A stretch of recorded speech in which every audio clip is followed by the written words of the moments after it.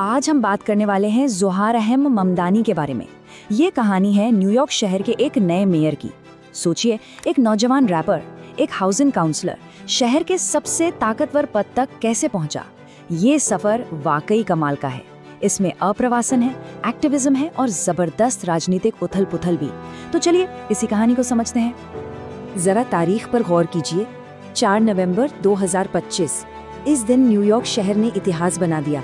शहर को मिला अपना पहला मुस्लिम मेयर। और ये कोई छोटी बात नहीं है। हम उस शहर की बात कर रहे हैं जिसने 9/11 के हमले झेले हैं। तो जाहिर है ये एक बहुत बड़ा स्टेटमेंट है, एक सिंबल है कि शहर की पहचान अब बदल रही है। पर बात सिर्फ यहीं तक नहीं है। ज़ोहरान पहले भारतीय युगांडाई मेयर भी हैं।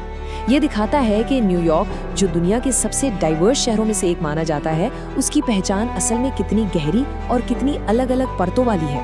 और सुनिए, एक और बात है, वो 100 साल से भी ज्यादा वक्त में इस कुर्सी पर बैठने वाले सबसे कम उम्र के इंसान हैं। न्यूयॉर्क की पॉलिटिक्स में हमेशा पुराने और जमे जमाए लोगों का दबदबा रहा है। ऐसे में एक नौजवान का सत्ता में आना, ये किसी भूचाल से कम नहीं। तो सवाल फिर वही आके रुकता है, आखिर ये सब हुआ कैसे?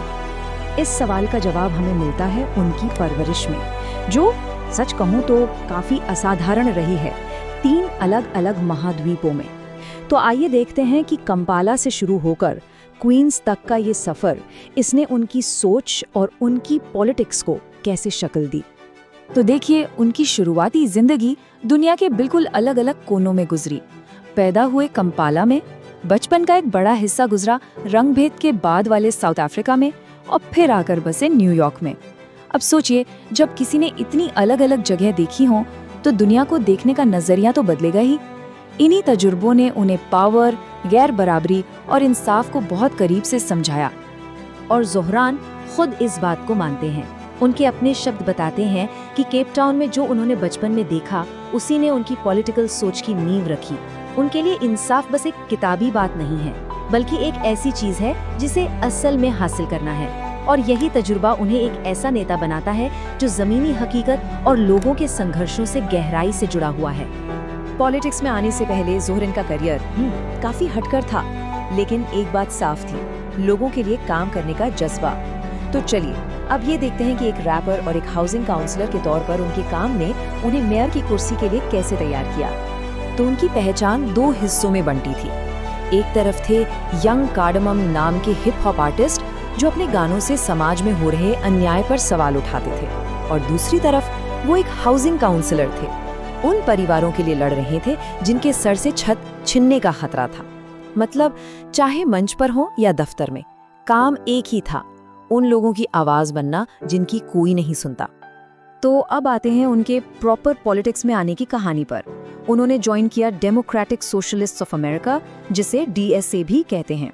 मतलब उन्होंने सीधे सीधे उस आंदोलन से जुड़ने का फैसला किया जो इकोनॉमिक और सोशल जस्टिस के लिए लड़ता है। और देखिए, उन्होंने शुरुआत बिल्कुल जमीन से की। पहले एक वॉलंटियर बनकर काम किया, फिर कैंपेन मैनेजर बने। DSA में उन्हें एक पॉलिटिकल घर मिल गया। और फिर आया साल 2020, जब उन्होंने एक बहुत बड़े जमे जमाए नेता को हराकर सबको हैरान कर दिया। ये दिखाता है कि ग्रास रूट लेवल पर की गई मेहनत की ताकत क्या होती है। अब कहानी पहुंचती है 2025 के मेयर इलेक्शन पे। एक ऐसा कैंपेन जिसको शुरू में किसी ने सीरियसली लिया ही नहीं, लेकिन इसी कैंपेन ने न्यूयॉर्क की पॉलिटिक्स को हमेशा हमेशा के लिए बदल कर रख दिया। उनका एजेंडा एकदम बोल्ड और रेवोल्यूशनरी था। जरा सोचिए, $30 का मिनिमम वेज, सबके लिए सरकारी चाइल्ड केयर और शहर की बसों में फ्री सफर। ये सिर्फ चुनावी वादे नहीं थे, ये एक ऐसे शहर का विजन था जो हर एक इंसान के लिए काम करे, न कि सिर्फ कुछ लोगों के लिए। ये चार्ट देखिए, इससे उनकी जीत का अंदाजा लगता है। एंड्रू क्वोमो, एक पूर्व गवर्नर, एक बड़े पॉलिटिकल खानदान का हिस्सा, और उनको किसने हराया? एक नौजवान सोशलिस्ट ने, जिसके पीछे कोई बड़ी लॉबी नहीं थी। ये तो बिल्कुल डेविड और गोलियत वाली कहानी हो गई, और इसने न्यूयॉर्क की पॉलिटिक्स में एक नए दौर की शुरुआत कर दी। लेकिन प्राइमरी में ये जो जबरदस्त जीत मिली, उसके बाद चीजें काफी बिगड़ गईं। कैंपेन को बहुत ही भद्दे हमलों का सामना करना पड़ा। चारों तरफ से इस्लामोफोबिक और जीनोफोबिक अटैक होने लगे। उनकी पहचान को ही एक हथियार की तरह इस्तेमाल करने की कोशिश की गई, पर इन हमलों का नतीजा उल्टा हुआ। इससे उनका इरादा और भी पक्का हो गया। तो आखिर में सवाल ये उठता है कि ज़ोहरान ममदानी की ये ऐतिहासिक जीत न्यूयॉर्क के लिए क्या मायने रखती है।